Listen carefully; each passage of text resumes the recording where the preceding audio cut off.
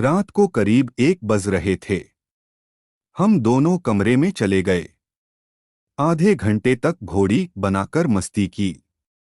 मौसी थक गई, बाद में सोने चली गई। हेलो दोस्तों, फिर एक बार न्यू कहानी लेकर आया हूँ। यह कहानी ज्यादा पुरानी नहीं है।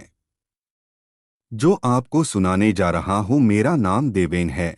मैं अपने मौसी के शहर गया था 2 महीने के लिए। रुकने वाला था।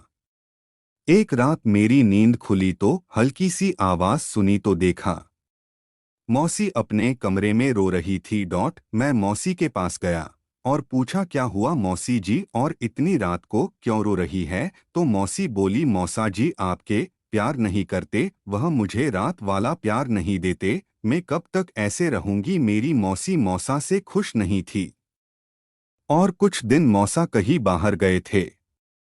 जब मौसी मुझसे ऐसे बातें कर रही थी तो मैंने भी मौसी से कह दिया, अगर आप कहे तो रात वाला मजा मैं आपको दे सकता हूँ, अगर आप बुरा ना मानो तो। मौसी खुश हो गई और मुझे अपने गले से लगा लिया और देखते ही देखते हम दोनों एक हो गए। करीब 2 बजे हम दोनों कमरे में चले गए। 1 घंटे तक घोड़ी कुतिया बनाकर मस्ती की। फिर हम दोनों सो गए। सुबह मौसी ने उठाया, हाथ में कॉफी लिए खड़ी थी और लास्ट नाइट के लिए माफी मांग रही थी। मौसी ने कहा, तुम जल्दी से फ्रेश हो जाओ, मैं नाश्ता लगा देती हूँ, फिर तुम काम पे चली जाना। मैंने कहा, मुझे आज छुट्टी है।